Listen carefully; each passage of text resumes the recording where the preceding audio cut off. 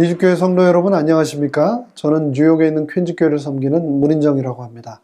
이번 한 주 동안 2024년 제4기 5과 선교를 거절하는 변명들 교과를 함께 연구하고 묵상할 수 있는 특권을 주신 하나님께 감사드립니다. 오늘은 셋째 날 10월 31일 화요일 사명을 피하는 변명 세 번째 불편이라는 제목의 말씀을 함께 묵상하겠습니다. 말씀 묵상에 앞서 다 함께 잠시 머리 숙여 기도하겠습니다. 하늘에 계신 저희들의 아버지 하나님, 오늘 하루에 또 우리에게 생명의 양식으로 주신 이 말씀을 통하여 2000년 전 세상 그 모든 것보다도 가장 큰 불편을 감수하고 이 땅에 저희를 구원하게 오셨던 예수님을 저희가 말씀을 통하여 바라보고자 합니다. 이 시간 성령님을 통하여 우리에게 친히 말씀하여 주시옵소서. 예수님의 이름으로 기도합니다. 아멘.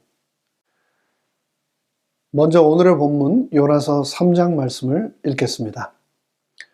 여호와의 말씀이 두 번째 요나에게 임하니라. 이르시되 일어나 저 큰 성읍 니느웨로 가서 내가 너에게 명한 바를 그들에게 선포하라 하신지라. 요나가 여호와의 말씀대로 일어나서 니느웨로 가니라. 니느웨는 극히 큰 성읍이므로 3일 길이라. 요나가 그 성에 들어가며 곧 하룻길을 행하며 외쳐 가로되 40일이 지나면 니느웨가 무너지리라 하였더니 니느웨 백성이 하나님을 믿고 금식을 선포하고 물은 대소하고 굵은 배를 입은지라. 그 소문이 니느웨 왕에게 들림에 왕이 보좌에서 일어나 조복을 입고 굵은 배를 입고 제에 앉으니라.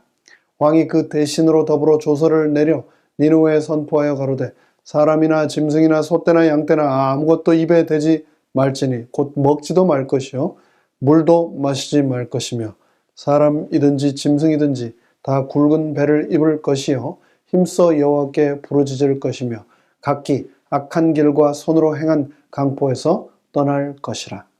하나님이 혹시 뜻을 돌이키시고 그 진노를 그치사 우리에게 멸망치 않게 하시리라. 그렇지 않은 줄을 누가 알겠느냐 한지라. 하나님이 그들의 행한 것 곧 그 악한 길에서 돌이켜 떠난 것을 감찰하시고 뜻을 돌이키사 그들에게 내리리라 말씀하신 재앙을 내리지 아니하시니라. 2023년 이곳 미국에서 살아가는 우리는 인류 역사를 통틀어 그 어떤 시대를 살아가는 사람들보다도 편안한 시대를 살아가고 있습니다. 제가 섬기는 뉴욕 퀸즈 교회가 요즘 리모델링이 한참입니다. 그런데 리모델링을 하다 보니 아무리 쓸고 닦아도 먼지가 쌓이고 또 쌓여 저도 모르게 어느 순간부터는 제 목회 사무실 먼지가 쌓여도 그것을 터는 일을 멈추게 되었습니다. 근데 언제부턴가 교회가 갑자기 확 깨끗해지는 일이 생겼습니다. 알고 보니 저희 집사님들께서 퇴근하시고 늦은 저녁 시간임에도 불구하고 일주일 중 수시로 저녁마다 나오셔서 교회 구석구석을 청소하시는 모습을 제가 우연치 않게 계속해서 마주치게 되었습니다. 너무나 감사한 일이죠. 이런 성도님들을 모시고 제가 목회를 할 수 있다는 게요. 근데 그게 전부가 아니고 하나가 더 있었습니다. 교회 잠옷방의 뒤편 문 뒤에서 제가 우연히 하나를 발견하게 되었는데요. 여러분 가정에서도 혹 사용하고 계신 분들이 계실 줄로 압니다만 그곳에 로봇 청소기가 하나 있었습니다. 저는 사용해보지 않아서 잘 모르는데 그 로봇 청소기는 쉬지 않고 돌아다니면서 빗자루질을 하다가 배터리가 떨어질 때가 되면 자기가 알아서 도로 찾아가 충전을 하고 충전이 끝나면 또 다시 청소를 한다라고 하더군요.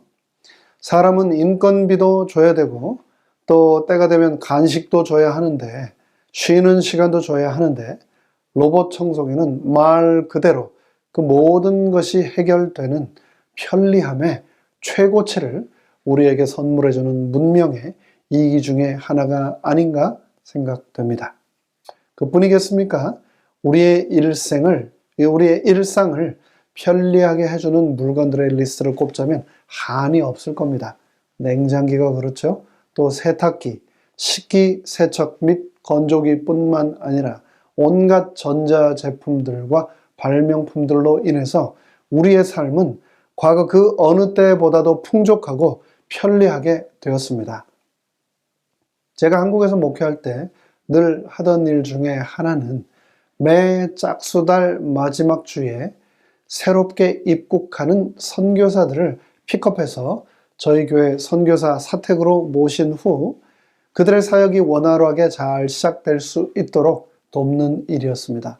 그런데 참 신기한 것은 선교사들 중에서 유독 미국에서 온 선교사들이 다른 그 어떤 나라 선교사들보다도 짐이 많다는 거였는데요.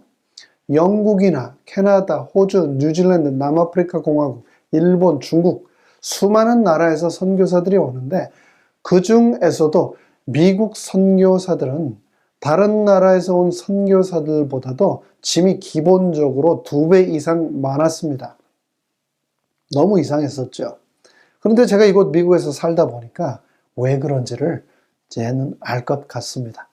이곳 미국 사람들은 불편한 거 정말 못 참습니다. 그렇죠? 그래서 얼마나 물건과 제품들이 많은지 모릅니다. 혹시나 이런 물건이 있을까? 라고 하면 역시나 그런 물건을 파는 데가 반드시 있습니다. 그것이 주방의 조리기구나 특별한 제품이나 아니면 가드닝이나 집안일을 위한 공구나 재료나 월마트, 코스코, 홈디포 또 아마존에 가면 반드시 그런 물건이 있더라고요. 그래서 미국 사람들은 유독 더 불편한 것을 잘 참지 못하는 것 같습니다. 한국 사람들은 조그만 손바닥만한 방에서 앉은 뱅이 밥상 하나면 거기에서 공부도 했다가 밥도 먹었다가 여러 용도로 사용하고 그거 개고 또 방바닥에서 그대로 침대 없이 자는데 그 방바닥 하나면 되는데 이 미국 사람들은 침대 필요하죠. 책상 필요하죠. 거실 또 부엌 다이닝 테이블 필요하죠. 소파 필요하죠. 얼마나 필요한 게 많은지 모릅니다. 그런데 필요한 물건이 없어서만 우리가 불편한 게 아닙니다. 우리를 불편하게 만드는 것들 중에 가장 큰 요소 중에 하나는 바로 우리 주변의 사람들입니다. 논쟁을 즐기고 끊임없이 의견을 논의하려고 하는 사람, 논쟁을 과도하게 하는 사람은 우리를 불편하게 만듭니다. 또 항상 부정적인 태도를 가지고 다른 사람들을 비난하거나 불만족을 표현하는 사람도 우리를 불편하게 만듭니다. 자신의 욕구와 필요성을 항상 우선시하고 다른 사람들의 필요성을 무시하는 사람도 우리를 불편하게 만듭니다. 대화를 지나치게 지배하고 상대방이 말하기 어렵게 만드는 사람도 우리를 불편하게 만듭니다. 다른 사람들에게 무례하거나 예의를 갖추지 않는 사람도 우리를 불편하게 만듭니다. 감정적으로 불안정하거나 변덕스러운 성격을 가지고 있어서 예측할 수 없는 행동을 하는 사람도 우리를 불편하게 만들죠. 이런 수많은 사람들과의 대면, 접촉, 이 교제 자체가 엄청난 불편을 우리에게 가져다 주는 것은 인간 본성의 당연한 반응 중에 하나입니다. 그런데 그런 상황들 가운데서 우리에게 주어지는 사명, 우리가 불편하다는 이유 하나만으로 그 사명을 거절하게 될 때 어떤 일이 일어날까요? 요나는 니느웨 사람들에 대한 자신의 개인적인 감정 때문에 그들을 대하는 것이 불편하다는 이유 때문에 하나님께서 그에게 주신 사명을 회피하고 그로부터 도주하였습니다. 그래서 어떻게 됐나요? 그는 결국 더 훨씬 불편한 상황에 처하게 되고 맙니다. 바로 물고기 뱃속에 들어가서 3일이나 지내야 하는 불편을 감당했지요. 저는 지금도 너무나 궁금한 것이 있는데요. 도대체 그 물고기가 어떤 물고기였을까? 또 그 속이 어떻게 생겼을까? 그곳에서 지내는 것은 과연 어떨까라는 그런 생각들인데요. 곧 오실 우리 예수님 만나 하늘나라 가면 그에 대한 모든 대답을 우리가 시원하게 들을 수 있으리라 생각합니다. 아무튼 그 물고기 속에서 요나는 자신이 회피하고자 했던 불편한 상황들에 대해 다시 한번 깊이 생각하게 되었을 겁니다. 그리고 기적적으로 그곳에서 요나는 하나님의 놀라운 섭리를 경험하고 순종하여 니느웨로 돌아가게 되었습니다. 그런데 그렇게 하나님의 말씀에 순종하여 니느웨로 돌아갔을지라도 사람의 사고 방식이나 태도라는 게 참 쉽게 바뀌지 않는다라는 것을 요나를 통해서 우리는 다시 한번 확인할 수 있습니다. 그 내용이 요나서 4장에 자세히 기록되어 있습니다. 이 부분은 내일 다시 한번 자세히 다루도록 하겠습니다. 어찌되었건 니느웨 사람들에 대한 요나의 개인적인 감정에 상관없이 요나는 하나님께서 말씀하신 대로 전했고 그 결과는 놀라웠습니다. 니느웨 사람들은 마음을 돌이켜 회개했습니다. 하기 싫었던 일을 하기까지 요나는 많은 일을 겪어야 했지만 그 일을 했을 때 하나님께서는 영광을 받으셨습니다. 그렇습니다. 하나님의 선교는 설령 머뭇거렸을지라도 결국은 자원하여 헌신하는 사람들에 의하여 이루어집니다. 요나처럼 우리도 때로 어떤 사람이나 집단에게 다가가는 것을 막는 편견을 가질 수 있습니다. 그러나 그것을 극복하기 위해서는 우리 자신이 편견을 가진 존재라는 것을 자각하는 것, 그리고 그것을 겸손하게 인정하는 것, 그것이 필요합니다. 그리고 그런 나를 내 힘으로는 할 수 없는 이 사명을 예수님께서 이루어 주시리라고 믿고 그분께서 내 삶을 주장하시도록 내 의지를 그분께 맡기는 겁니다. 그 길만이 내 삶의 불편을 사명을 피하는 변명으로 사용하지 않는 방법입니다. 선교를 수행하는 데는 시간과 정서적인 힘이 굉장히 많이 필요합니다.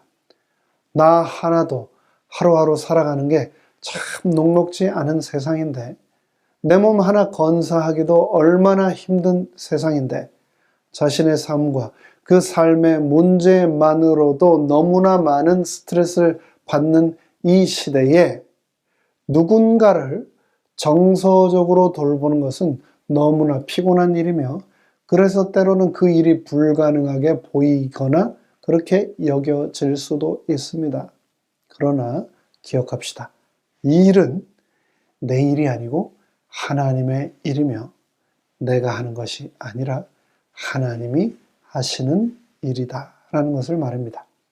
나를 사용하시도록 내 마음과 내 영혼을 예수님께 온전히 드리기만 한다면 하나님의 구원의 역사가 나를 통로로, 채널로 사용하셔서 나와 함께한 사람들에게 그 구원의 역사가 일어난다는 것을 잊지 맙시다. 그런데 이 일을 위해서 어떤 형태로든 헌신이 필요하다라는 것을 우리는 기억해야 합니다.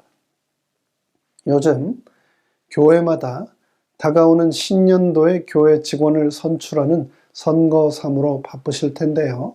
저희 교회도 선거사무가 한참입니다. 교회 직원 선거를 할 때마다 저는 1년에 한 번 교회 재무님으로부터 저희 교회 성도님들의 헌금 내역을 보고 받습니다. 근데 그때마다 저는 너무나 놀라곤 합니다. 저희 성도님들 생활이 어떤지 제가 뻔히 압니다. 그런데 어떻게 이런 헌신을 하실 수 있을까?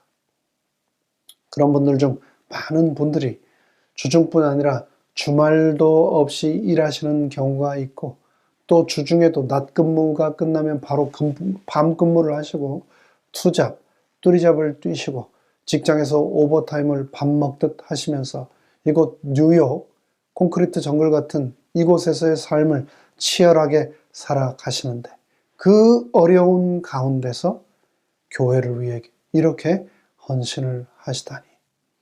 제가 그 보고를 받을 때마다 고개가 숙여지고 그런 성도님들을 제가 섬기게 된 것에 대해서 하나님께 너무나 감사를 드립니다. 그런데 그런 분들의 이야기를 직접 듣게 되면 너무나 당연하다는 듯이 제가 그런 성도님들에게 어떻게 힘드신 거 제가 뻔히 아는데 이런 헌신을 다 하셨습니까? 라고 얘기를 하면 그분들께서는 너무나 당연하다는 듯이 아무렇지도 않다는 듯이 해야 할 일을 했을 뿐이라는 듯이 말씀하시는 경우가 대부분입니다. 돈도 부족하고 경제적으로 쪼들리는 것처럼 우리의 삶을 불편하게 만드는 게 없습니다. 그런데 그런 모든 불편함을 아무렇지도 않게 여기시면서 헌신하시고 희생하시는 모습은 정말 세상의 그 무엇과도 비교할 수 없는 아름다움과 감동 그 자체입니다. 선교도 그렇습니다. 사람들을 돌보는 데는 비용이 발생합니다. 책자나 전도 자료 구입, 선교 사역에 시간을 할애하기 위해 지출하는 서비스나 편의시설 비용 등 선교와 관련된 일에는 너무나 당연하게 지출이 따릅니다. 그런데 이런 지출은 헌신이 아니고서는 채울 방법이 없습니다. 선교는 하나님의 우선순위 앞에 나 자신을 먼저 내려놓는 것입니다. 그것에 동참하기 위해서 우리에게는 재정, 시간, 또 마음의 헌신의 실천이 필요합니다. 하나님께서는 이런 모든 것들을 우리의 헌신을 통하여 채우실 것입니다. 그리고 이런 헌신을 통하여 우리를 반드시 더 크게 축복하실 겁니다. 누가복음 6장 38절에서는 그래서 말씀하셨습니다. 너희는 더 주라. 그리하면 너희에게 주리라. 너희 가슴에 흔들린 그대로 그것을 너희에게 주리라. 또 마태복음 6장 33절에서도 말씀하셨습니다. 그런즉 먼저 그의 나라와 그의 의의를 구하라. 그리하면 이 모든 것을 너희에게 더하시리라 라고 말씀입니다.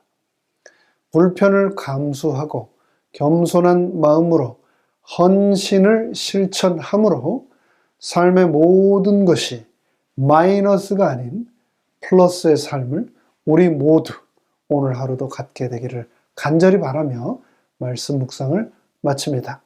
함께 머리 숙여 기도하겠습니다. 하늘에 계신 저희들의 아버지 하나님,